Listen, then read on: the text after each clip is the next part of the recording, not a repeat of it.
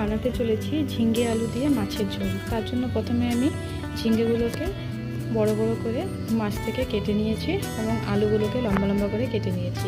সাথে 3টে কাঁচা লঙ্কা নিয়েছি। আপনারা ঝালটা আপনাদের স্বাদ মতো নেবেন।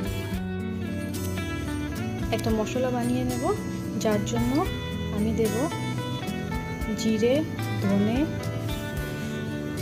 দিলাম, ধনে এখন দিয়ে দেব জিরে, তারপর দিচ্ছি আমি হলুদ,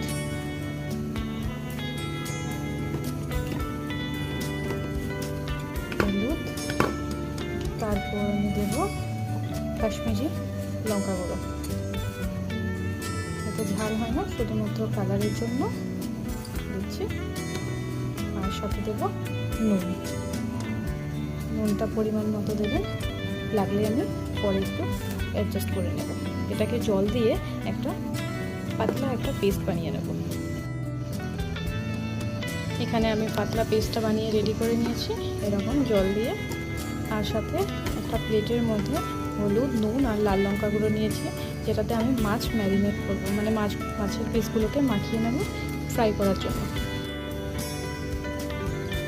মাছগুলোকে আমি এভাবে মাখিয়ে নিয়েছি, এখন মাছগুলোকে ফ্রাই করব। কড়াইতে আমি সাদা তেল নিয়েছি, সাদা তেল গরম করে এভাবে মাছগুলোকে এক এক করে ভাজা করে নিয়েছি। খুব বেশি কড়া ভাজা করবো না, হালকা ভাজা করবো। মাছগুলোকে ভাজা করে নামিয়ে নিয়েছি। এখন সেই তেলে আমি আলুগুলোকে একটু ভাজা ভাজা করে নেব। আলুগুলো ভাজা হয়ে গেছে, এখন আমি পেস্টটাতে দিয়ে দিয়েছি অল্প একটু কালো জিরে, ফোড়নে দিয়েছি। এখন এখানে দিয়ে দেবো আমি ঝিঙ্গাগুলো। একটু নাড়াচাড়া করে ভাজা ভাজা হতে যাবে, তারপর মশলাটা দিয়ে দেবো।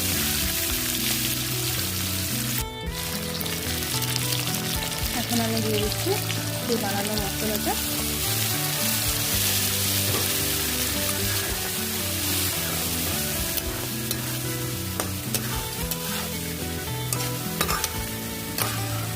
মশলাটা আমি কষাবো, আধা কষানো হয়ে গেলে তাতে আমি আলুটা দিয়ে দেবো, দিয়ে আবার কষাবো।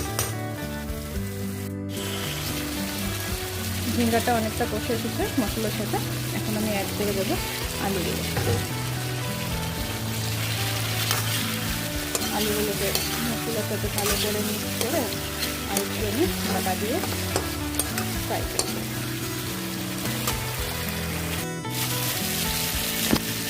মশলা কষানো হয়ে গেছে, এখন আমি অ্যাড করবো গরম জল।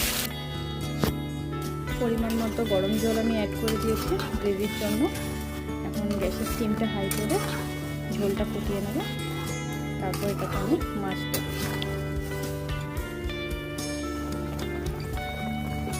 এখন আমি মাছগুলোকে অ্যাড করে দিচ্ছি। এটা প্রায় হয়ে এসেছে, আর একটু সময় আমি রাখবো, তারপর নামিয়ে দেবো। এই স্টেজে আপনারা চাইলে নুনটা একটু টেস্ট করে নিতে পারেন, যদি নুন দরকার পড়ে তাহলে অ্যাড করে দেবেন।